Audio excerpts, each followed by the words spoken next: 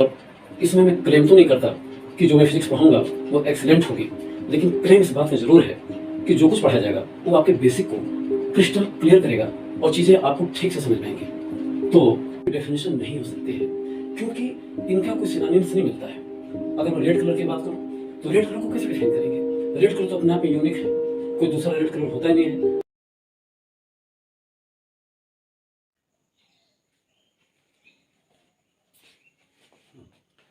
महादेव बच्चों, जैसा मैंने कहा था कि मेरे 2 वीडियोज़ आ चुके हैं। पहला वाला था बेसिक फिजिकल क्वांटिटीज़ पर और दूसरा था मेनली डायमेंशन पर। तो डायमेंशन से रिलेटेड जितने फैक्ट्स हैं, जितने कॉन्सेप्ट्स हैं, वो सारा कुछ मैंने इसके पहले वाले वीडियो में बताया है कि डायमेंशन की मीनिंग क्या है, डायमेंशन की यूजेस हम कहाँ-कहाँ करेंगे, ये बातें मैंने पिछले वीडियो में बताया है। तो आज जो मैं बताने जा रहा हूँ, उसका संबंध है कंटिन्यूएशन पिछले वीडियो से है। तो इस वीडियो में मैं पिछले वीडियो का लिंक दे दे रहा हूँ और उसको जानने के बाद ही ये वीडियो आपके लिए ज़्यादा ईज़ियर हो जाएगा।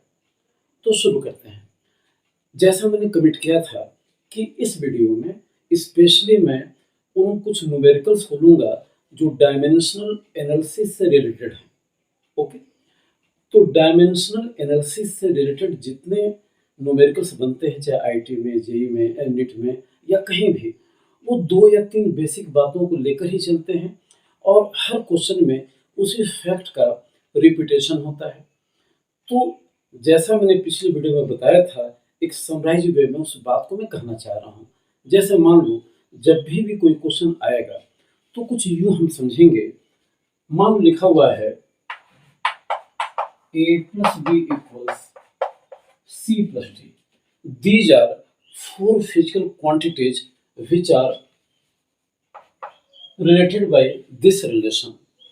तो कुल मिलाकर जो A की डायमेंशन होगी वही B की होगी, वही C की होगी, वही D की होगी। जैसा मैंने बताया था कि बुक में लिखा हुआ है कि होमोजेनिटी के कंसेप्ट से, जिसको मैं जानबूझकर बुक की भाषा नहीं यूज कर रहा हूँ, शब्दों के चक्कर में हम अपने आप को दबा लें, शब्दों के बोझ के तले और फैक्ट ना समझ में आ जाए, इससे ज़्यादा बेहतर ये है कि हम ईजी लैंग्वेज में सारी बात करें। तो मैंने जैसे बताया कि ए में बी को ऐड किया तो सी और डी मिला, तो जो नेचर ए का होगा वही नेचर बी का होगा, वही नेचर सी का होगा, वही नेचर डी का होगा। अगर ए फोर्स है तो बी भी फोर्स होना चाहिए, सी भी फोर्स होना चाहिए और डी भी फोर्स होना चाहिए, क्योंकि सेम नेचर की चीज़ें ऐड होती हैं और सब्ट्रैक्ट होती हैं।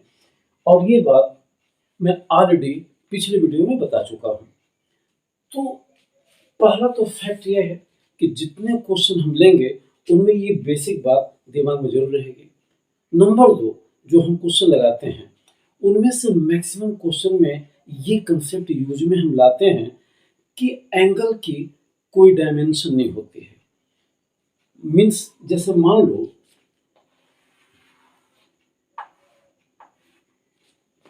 ये सर्कल है, ये आर्क है, ये रेडियस है, ये एंगल थीटा है।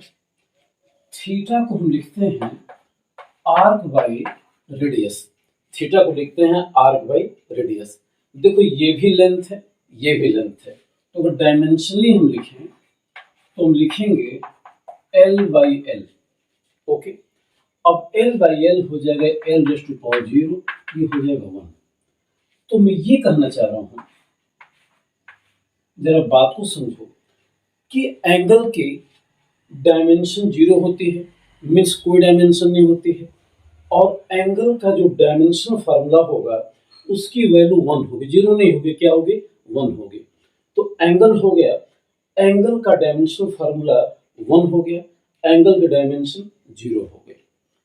दूसरा फैक्ट जो हम बार बार यूज करेंगे न्यूमेरिकल्स लगाने में वो ये है कि जैसे मान लो हमने लिखा 2 रेज़ टू पावर, मैं लिख रहा हूं 2 raise to power x by c. दो एक नंबर है, एक प्योर नंबर की कोई डायमेंशन नहीं होती है, या डायमेंशन फार्मूला 0 होता है। तो अगर नंबर की डायमेंशन नहीं होगी तो जो नंबर पर एक्सपोनेंट्स होंगे, पावर्स होंगे, उनकी मिलकर भी कोई डायमेंशन नहीं होगी, यानी कि हम लिख सकते हैं एक्स वाई इक्वल्स 1, यानी कि इस पावर का डायमेंशन फार्मूला डायमेंशन 0 होगी और डायमेंशन फार्मूला क्या होगा, 1 होगा। तो इन्हीं दो चीज़ों पर मैक्सिमम क्वेश्चन तुम्हारे आईटी में नीट में आए हैं। तो मैं किसी पर्टिकुलर ईयर को लेकर नहीं चल रहा हूँ, जो क्वेश्चनों का ट्रेंड है, जिस तरह के क्वेश्चन आए हैं और उनकी वैरायटी एक ही दो है, लेकिन मैं 4 क्वेश्चन ले रहा हूँ, तो हम एक एक क्वेश्चन को देखेंगे। दो बात दिमाग में रखकर कि किसी प्योर नंबर की डायमेंशन 1 होती है, या अगर नंबर की डायमेंशन नहीं होगी तो उससे जो पावर्स हैं उनके मिलकर डायमेंशन नहीं होगी, या डायमेंशन फार्मूला 1 होगा, और एंगल का की भी डायमेंशन 0 होगी, या एंगल का डायमेंशन फार्मूला 1 होगा। अब देखो, इन 4 चीजों को लेकर मैं 4 क्वेश्चन ले रहा हूं। पहला क्वेश्चन मैं राइट डाउन कर रहा हूं, आपको भी चाहिए कि आप लिखें। तो this is the first question, p plus a by v square in one bracket, in another bracket v minus b, this is b, equals rt। तो क्वेश्चन दिया गया है, इस रिलेशन को हम बोलते हैं वान डेर वाल इक्वेशन। केमिस्ट्री में ये यूज में आता है। Here P is what, P pressure है, वी वॉल्यूम है, आर यूनिवर्सल गैस कांस्टेंट है, टी टेम्परेचर है केल्विन में। उन्होंने अक्सर पूछा है कि डायमेंशनल एनालिसिस के बेस पर आप ये बताओ कि ए और बी का डायमेंशन फार्मूला क्या होगा। तो फर्स्ट ऑफ ऑल हमें इस इक्वेशन को एक्सपेंड करने की कोई जरूरत नहीं है। हम कंसेप्ट ऑफ होमोजेनिटी को लें, या मेरी भाषा में इस बात को लें कि फर्स्ट ब्रैकेट में क्या है। तो फर्स्ट ब्रैकेट में है P plus A by V square. तो अगर P में मीन्स प्रेशर में ए बाई वी स्क्वायर को हमने ऐड किया है, तो नेचुरली जो नेचर P का होगा वही nature A by V square का होगा, या इजी लैंग्वेज में जो डायमेंशन फार्मूला P का होगा वही ए बाई वी स्क्वायर का होगा। क्योंकि जब तक डायमेंशन फार्मूला सेम ना हो, नेचर सेम ना हो, दो चीज़ों को हम ऐड नहीं कर सकते हैं। तो इसको हम ऐसे लिखेंगे, जैसा कि पिछले वीडियो में मैंने दूसरा एग्जाम्पल लिया था। हम इसे यूं लिखेंगे कि P equals A by V square, means जो P का डायमेंशन फार्मूला है वही ए बाई वी स्क्वायर का है। अब मैं इसको इरेज कर रहा हूँ, स्पेस की कमी है, जरा देखो। अब हमको P का यानी कि प्रेशर का डायमेंशन फार्मूला पता होना चाहिए। हर डायमेंशन फार्मूले को रटना जरूरी नहीं है। प्रेशर का रिलेशन किसी और चीज से मिल जाए तो पहले उसका डायमेंशन फार्मूला लिखेंगे, और नहीं आ रहा है उसे और इजियर करेंगे। अल्टीमेटली हमें बेसिकली हम लिख सकते हैं प्रेशर का डायमेंशन फार्मूला। जैसे मुझे डायरेक्ट भी याद है, अगर डायरेक्ट नहीं याद होता तो मैं ऐसे सोचता कि प्रेशर है फोर्स बाई एरिया। प्रेशर क्या है, फोर्स बाई एरिया है। फोर्स क्या है, मास इनटू एक्सीलरेशन है बाई एरिया है। मास का हमें पता है, मास का पता है कैपिटल एम, ए का पता है L T minus two, area का पता है बाई एल स्क्वायर। इसको सिंप्लीफाई किया तो चला आया M L minus one T minus two. तो या तो प्रेशर का डायमेंशन फार्मूला आपको शुरू से ही पता हो, अगर नहीं पता है तो प्रेशर को हम इजियर फार्मूले में रिजॉल्व करके और वहां तक रिजॉल्व करेंगे जहां तक हमें पता चल जाए। तो हमें पता है मास का एम होगा, एक्सीलरेशन का एल टी माइनस टू हो जाएगा, एरिया का एल स्क्वायर हो जाएगा। तो इस हिसाब से हम प्रेशर का डायमेंशन फार्मूला बड़े आराम से निकाल पाएंगे। तो मेरे हिसाब से हमें ये करना चाहिए कि हम यहाँ पर डायरेक्ट प्रेशर का डायमेंशन फार्मूला लिखें। तो मैंने लिखा M L minus one T minus two, this is dimension formula of pressure. हमें ए का नहीं पता है, यही तो निकालना है। वी क्या है, वॉल्यूम है। वी बेटा वॉल्यूम है, तो अलग से जरा देखो कि वॉल्यूम का डायमेंशन फार्मूला हो जाएगा एल रेज़ टू पावर 3। तो ये वॉल्यूम का स्क्वायर है तो यहाँ 6 हो जाए। तो सिंपली हमने यहाँ रख दिया L raise to power 6। This is the dimension formula of volume square. यहाँ क्रॉस मल्टीप्लिकेशन करो, तो जब यहाँ क्रॉस मल्टीप्लिकेशन करोगे आप, तो आपको ए का डायमेंशन फार्मूला मिल जाएगा ml⁵ 6 -1 है, ये 5 हो जाएगा, t-2। तो ऐसे हमने ए का डायमेंशन फार्मूला निकाल लिया।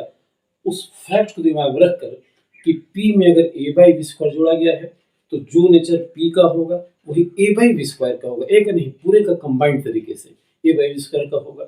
और उस बेस पर हमने a का डायमेंशन फार्मूला निकाल लिया। मैं इसे मिटा रहा हूं।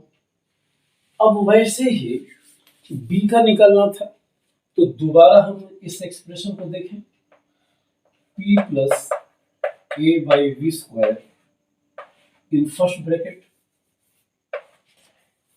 in second bracket I have written v minus b equals rt। तो इस रिलेशन को देखो, यहां भी क्या है, v have subtracted b from v and what is v? v is volume. तो जो नेचर v का होगा वही नेचर b का होगा, मीन्स जो डायमेंशन फार्मूला v का होगा वही b का होगा। तो v का तो पता है l क्यूब हो गया, तो b का भी क्या हो गया बेटा, b का भी हो गया l क्यूब। तो हमने बहुत इजीली b का डायमेंशन फार्मूला निकाल लिया।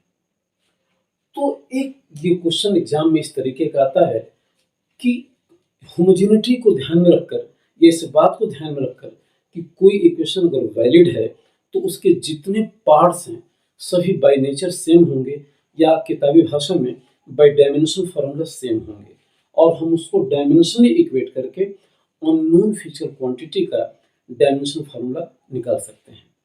तो एक क्वेश्चन ऐसा हुआ, और इस पर तमाम क्वेश्चन आएंगे in coming time.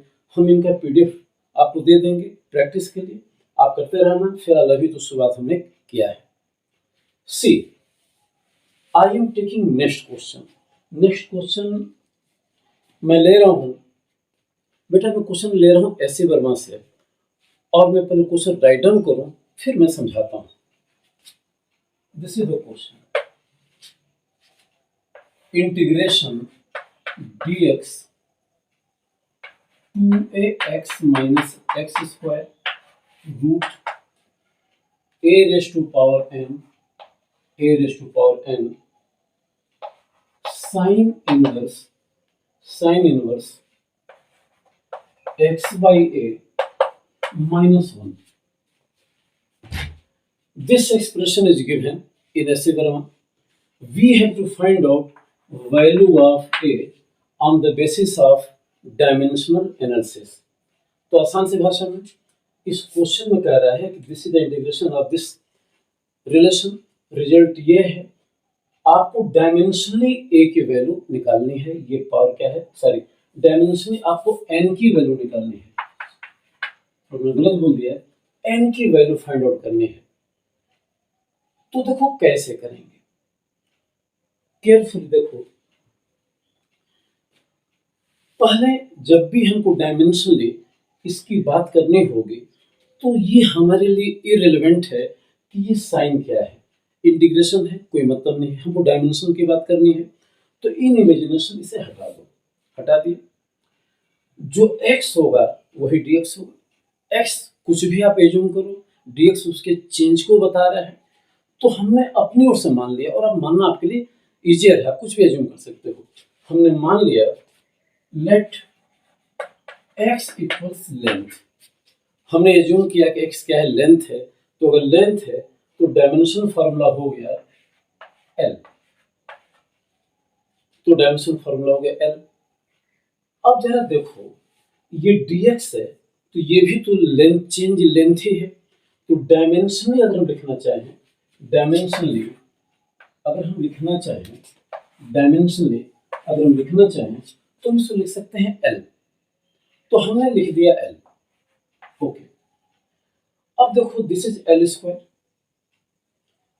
x l है, जब तक दो l नहीं होगा तब तक ये l स्क्वायर नहीं बनेगा, और चूंकि यहाँ l स्क्वायर है, l स्क्वायर में से l स्क्वायर ही सब्ट्रैक्ट कर सकते हैं, तो मजबूरी है कि a भी l हो गया।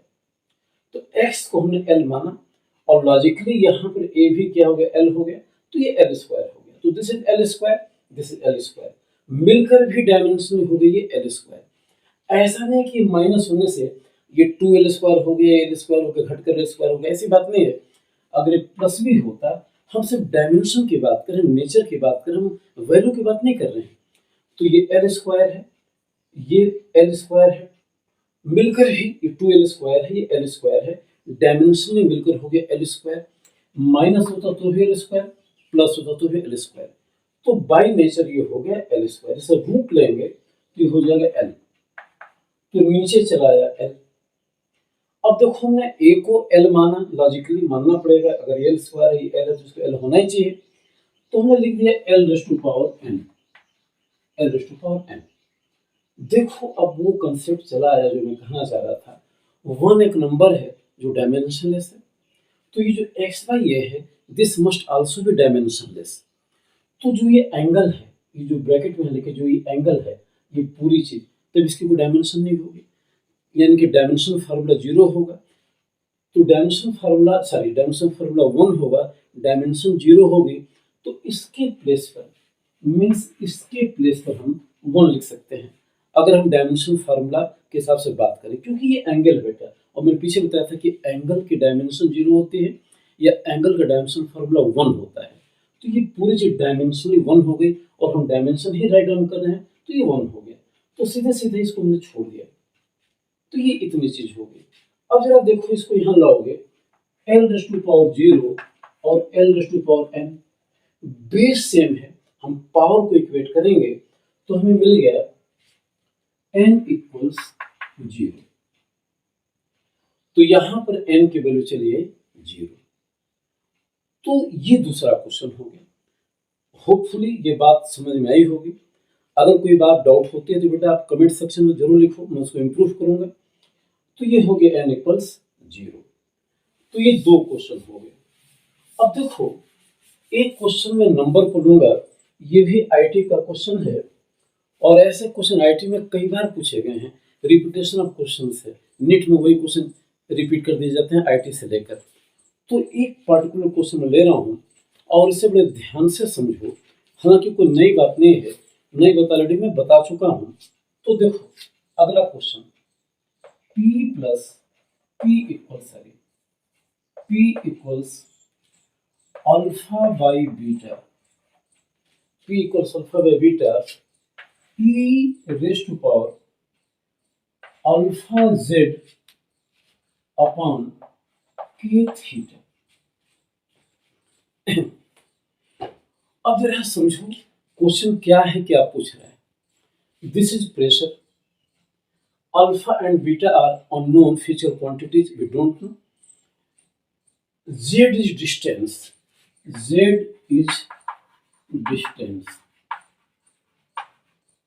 p pressure,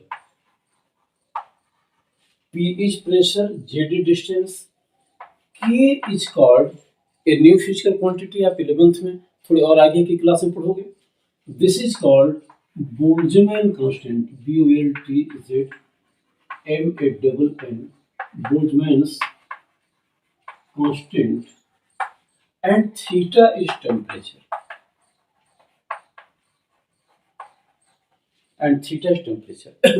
अगेन मैं रिपीट कर दूं, P pressure is related by this relation, alpha by beta, we don't know about alpha and beta. E is a number, its value is 2.7 approximately, this is a pure number। जो maths के बच्चे हैं, जो exponent पढ़ते हैं, exponential पढ़ते हैं, वो जानते हैं। तो ये एक नंबर है, अल्फा मैंने बताया, z is the distance, k is Boltzmann constant, and theta is temperature। We have to find out dimensional formula of beta. उन्होंने दिया कि बीटा का डायमेंशनल फार्मूला आप बताओ। ओके, तो देखो ये चीजें आप लिख लो, मैं इसको अभी रब करूंगा, मिटाऊंगा, जिससे कि आप बात को समझ सको। तो मैं इसको मिटा रहा हूं। सी,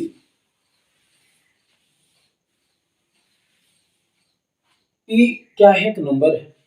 मैंने अभी बताया कि नंबर की कोई डायमेंशन नहीं होती है, या नंबर का डायमेंशन फार्मूला 1 होता है। डायमेंशन 0 होगी, डायमेंशन फार्मूला 1 होगा। तो अगर नंबर की कोई डायमेंशन नहीं होगी, तो जो नंबर पर एक्सपोनेंट्स हैं, जो पावर्स हैं, इनकी भी कोई डायमेंशन नहीं होगी, या इनका डायमेंशन फार्मूला 1 होगा। डायमेंशन मिलकर 0 होगी, डायमेंशन फार्मूला 1 होगा। तो अगर इस फैक्ट को लेकर चलें, तो अल्फा जेड अपॉन के थीटा पावर्स हैं। तो अगर डायमेंशनली हम राइट डाउन करें, तो अल्फा जेड अपॉन के थीटा मस्ट है द डायमेंशनल फार्मूला 1। आप एक काम कर सकते हो, के थीटा को इधर ले जाओ, तो अल्फा जेड हो जाएगा के theta. I am writing just dimensionally, सारी बातें डायमेंशनली हैं। अब हमें के का डायमेंशनल फार्मूला पता होना चाहिए। देखो, जेड का पता ही लेंथ है, थीटा को थीटा रहने दिया, इसकी यूनिट केल्विन हो जाएगी। तो थीटा को थीटा रहने दो, ये टेम्परेचर को बता रहा है, तो जेड लेंथ को बता रहा है, के नहीं पता है। के पता चल जाए तो हमें अल्फा मिल जाएगा। अब देखो क्या है, मैं थोड़ा रब कर रहा हूँ, या नीचे लिख रहा हूँ। देखो, के है बोल्ट्जमैन कांस्टेंट। या तो आपको अलग से बोल्ट्जमैन कांस्टेंट का डायमेंशन फार्मूला पता होना चाहिए। अगर नहीं पता है, तो कुछ अदर फार्मूलों से जिसे रिलेटेड है, हम के का डायमेंशन फार्मूला लिख सकते हैं। और तो कोशिश ये करो कि कितने डायमेंशन आप याद करोगे, कितने डायमेंशन फार्मूला आप याद करोगे, कोई रिलेशन ढूंढो। जैसे मैं ढूंढ रहा हूँ, E is energy and energy is called 3/2 kT। तो देखो बेटा, एक ही जब आप काइनेटिक थ्योरी ऑफ गैसेस पढ़ोगे तो रिलेशन मिलेगा। E is the kinetic energy of one molecule of the gas. This is roughly given this in this relation 3/2 kT. K is called Boltzmann constant and T is temperature in Kelvin, absolute temperature. Here T is theta. So I am writing theta. अब जरा सा देखो कि यहाँ पर theta theta है, ई energy है। Energy कुछ नहीं है, फोर्स इनटू डिस्प्लेसमेंट है। फोर्स आपको पता है, डिस्प्लेसमेंट पता है, तो आप ई का डायमेंशन फार्मूला लिख सकते हो।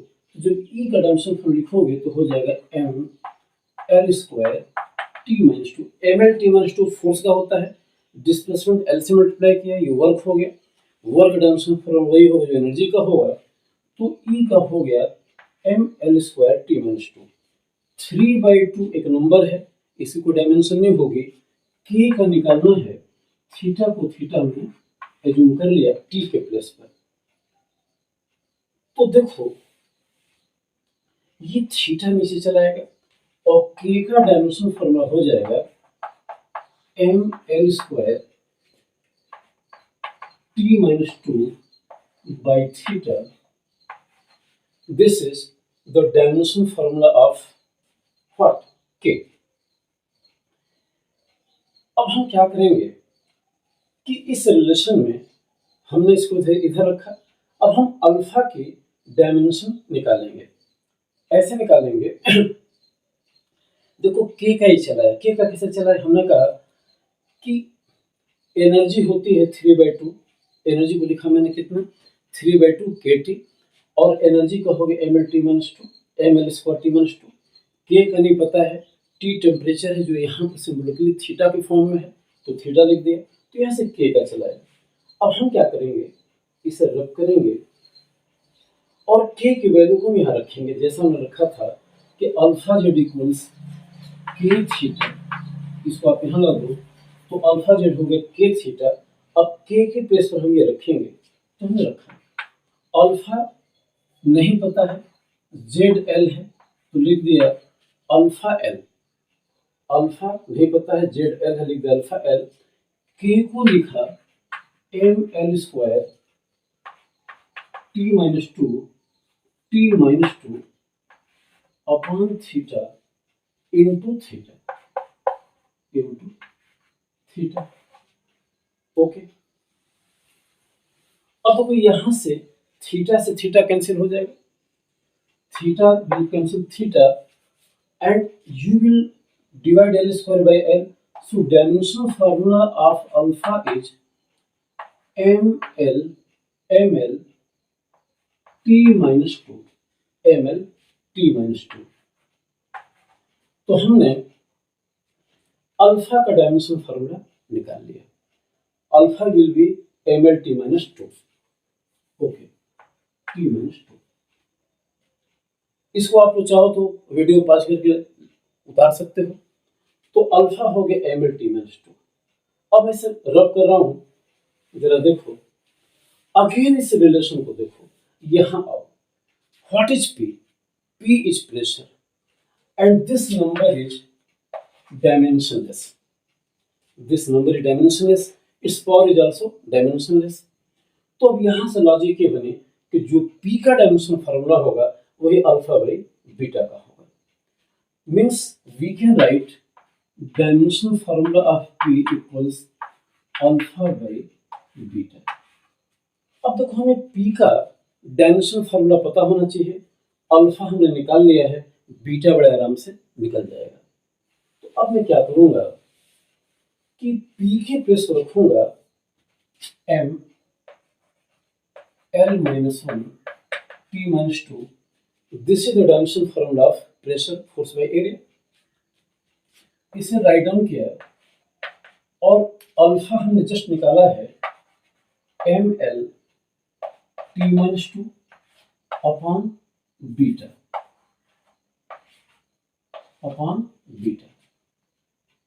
अब यहां से बड़े आराम से हम बीटा को राइट डाउन कर सकते। देखो, m से m कैंसिल आउट हो जाएगा, minus T square cancel out हो जाएगा। So beta will be dimensionally l square.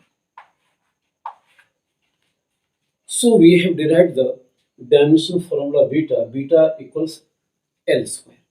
So this is the answer। कुछ फॉर्मेट में, कुछ बुक्स में कहीं कहीं जो अदर बेसिक फिजिकल क्वांटिटीज की डायमेंशन होती है, जैसे मास हुआ, लेंथ हुआ, टाइम हुआ, इनको भी यहाँ शो करते हैं। तो आंसर तो यही सही है, लेकिन कभी कभी इसको हम यू लिख सकते हैं, कोई फर्क नहीं पड़ा। m raise to power 0 means 1 L square जो आपका ऑलरेडी आ चुका है, और t रेज़ टू पावर 0 कोई फर्क नहीं पड़ा। तो कहीं कहीं आंसर ऐसे भी लिखा गया है। तो ये हो गया। तो ये तीसरे तरह के क्वेश्चन हो गए। तो मैंने 3 क्वेश्चन बताए। एक तो होमोजेनिटी के बेस पर, जिसका यूज हम हर क्वेश्चन में करेंगे। दूसरा, एंगल की डायमेंशन 0 होती है, डायमेंशन फॉर्मूला 1 होता है। और तीसरा बताया कि किसी नंबर की भी डायमेंशन 0 होती है, उसके पावर्स की भी मिलकर डायमेंशन 0 होगी, या उसका डायमेंशन फॉर्मूला 1 होगा। तो ये 3 तरह के क्वेश्चन ये पूछते हैं। एक और तरह का क्वेश्चन है जिसको मैं ऑलरेडी बता चुका हूँ पिछले वीडियो में, लेकिन उनकी जो पूछने का जो वे होता है वो थोड़ा सूडो टाइप का होता है, लगता है धोखा दे रहे हैं, बात वही होती है। लेकिन ऐसे क्वेश्चन आते हैं, तो जरा उन क्वेश्चन को मैं लिखता हूँ और देखेंगे कि नई बात जरा भी नहीं है। ओके, तो एक क्वेश्चन लिख रहा हूँ, see this is the question. If energy symbol E, if energy, comma, velocity symbol V, and force F be taken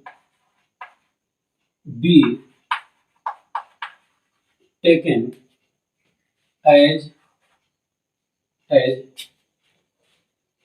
fundamental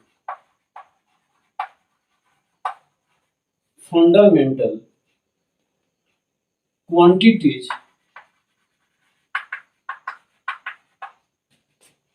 Ti is quantities, comma, what will be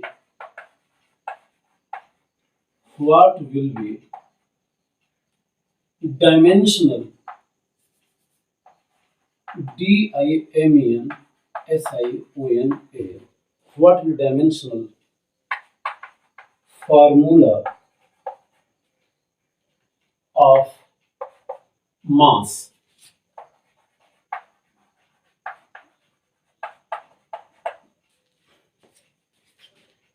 okay, मैं question को repeat कर रहा हूँ, जरा ध्यान से देखो। If energy E, velocity V and force F be taken as fundamental quantities, what will be dimensional formula of mass m? ये कुछ नया नहीं है, ये कुछ वैसा ही है जैसे मैं कहूँ कि अगर मास एनर्जी, वेलोसिटी और फोर्स पर डिपेंड करता है तो मास का रिलेशन इन तीनों से बताओ, जो ऑलरेडी ऐसे क्वेश्चन हो चुके हैं। तो ये पूछने का एक सूडो वे है, एक धोखा देने तरीका है, एक नकली तरीका है, लेकिन क्वेश्चन ऐसे भी आते हैं। ऐसे क्वेश्चनों को हम ऑलरेडी मैंने पिछली वीडियो में सॉल्व किया है, एक बार और देख लेते हैं जल्दी से। तो अगर क्वेश्चन ऐसे दे तो इसका मतलब ये हो कि we have to find out a relation for energy, velocity and force for the mass. Okay, कैसे चलेंगे, इनको कैसे सॉल्व करेंगे? तो मैं, अगर आप इसे राइट डाउन करो, मुझे मिटाना भी है। ओके, तो बहुत टाइम ना लेते हुए सीधे कहेंगे कि suppose m depends upon power a of energy, m depends upon power b of velocity, m depends upon power c of force. इन तीनों को हम एक साथ फिर लिख देते हैं। Means m depends upon e raise to power a, v raise to power b, f raise to power c। इस प्रोपोर्शनलिटी को हम एक कांस्टेंट में बदलते हैं, और कांस्टेंट ऐसा हम लेंगे ही लेंगे, या क्वेश्चन वही दिया जाएगा जिसमें कांस्टेंट की कोई डायमेंशन ना हो, क्योंकि अगर वो होगी तो निकाल नहीं सकते हैं। तो हमने लिखा m equals k e to power a, v to power b, f to power c। तो हम ऐसे राइट डाउन करते हैं। मैं थोड़ा सा ऊपर से मिटा दे रहा हूं। आफ्टर दैट हम इस रिलेशन में हर हिस्से को डायमेंशनली राइट डाउन करते हैं। तो ये मास है, इसको लिख दिया कैपिटल M, ये मास हो गया U। के डायमेंशनलेस से छोड़ दिया। ये एनर्जी है, अभी आपने पीछे देखा था, डायरेक्ट लिख दे रहा हूँ ml square t minus 2। This is a velocity lt minus 1, this is power V, and this is force ml t minus 2, this is c। Okay, अब नया कुछ नहीं करना है। m raise to power a, m raise to power c एक साथ लिख दिया, तो ये होगा direct m a plus c। m raise to power a, यहाँ m है ही नहीं है, m raise to power c, base same है, पावर ऐड हो जाएगी, लिखा m raise to power a plus c। This is l raise to power 2a, this is l raise to power b, and this is l raise to power c। तो हमने एक साथ लिख दिया। Lastly time बचता है, so this is t raise to power minus 2a minus b minus 2c। ये लंबा चौड़ा हमने ये लिख दिया, और यहाँ ओनली m है। हम सिमेट्री के लिए मैं लिख दे रहा हूँ l raise to power 0, t raise to power 0 and m। इसके बाद हम पावर्स को इक्वेट करेंगे। तो देखो यहाँ m पर पावर a प्लस c है, यहाँ m पर पावर 1 है, तो हमारा पहला इक्वेशन बनेगा a प्लस c इक्वल्स 1। यहाँ l पर power 2a plus b plus c है, यहाँ l पर पावर 0 है, तो दूसरा इक्वेशन बनेगा 2a plus b plus c equals 0।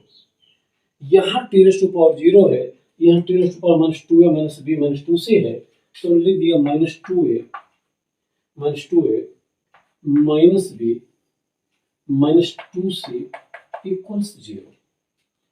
तो हमने कुछ नहीं किया, डायमेंशन जो पावर्स थे उनको इक्वेट किया, जो ऑलरेडी मैं पिछली वीडियो में कर चुका हूं। अब हम क्या करेंगे, इसको सिंप्लीफाई करेंगे।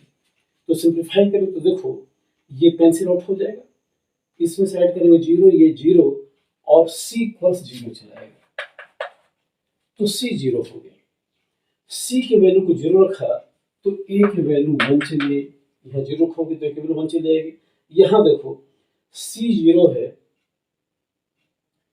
ए 1 है, तो ये 2a हो गया, तो बी सीधे हो गया -2। तो तीनों इक्वेशन को सॉल्व किया और हमने ए बी सी के वैल्यू को लिख दिया। फाइनली आ जाओ, हमने लिखा था m equals k e to power a v to power b and f to power c। अब इन वैल्यूज को यहां पर रखो, तो k को k रहने दिया, e to power a, e कितना है 1 है, तो ये हो गया e टू पावर 1, v कितना है -2 है, तो -2 हो गया, f कितना है 0 है, तो f टू पावर 0 कर दिया। थोड़ा सा सिंपल किया तो हो गया k e v -2 और ये हो गया m। तो m का रिलेशन एनर्जी वेलोसिटी से ये हुआ, फोर्स आया ही नहीं। कभी कभी ये आंसर हो गया, this is the answer, this is the answer. कभी कभी जब वो ऑब्जेक्टिव क्वेश्चन देते हैं तो सीधे सीधे उसमें k को हटा देते हैं और m को रिमेनिंग के टर्म में पूछते हैं, तो उस हिसाब से देखा जाए तो m will be written as e v to power -2, but this is not the healthy way to write down, लेकिन कहीं कहीं ऑप्शन ऐसे आता है। तो बेटा कुल मिलाकर डायमेंशन पर इतनी ही चीजें बनती हैं, इन्हीं टाइप के क्वेश्चन आते हैं, बार बार रिपीट होते हैं। 2022 में भी क्वेश्चन आया है इसी तरीके का, थोड़ा सा लैंग्वेज उसकी चेंज्ड है। तो मैं होप करता हूँ कि ये कंसेप्ट आपको डायमेंशन एनालिसिस के लिए और भी क्लियर करेगा, आपके क्वेश्चंस और भी अच्छे तरीके से होंगे। बस आपसे रिक्वेस्ट है बेटा कि इस वीडियो को लाइक करो, शेयर करो, सब्सक्राइब करो। फिर मिलते हैं। महादेव।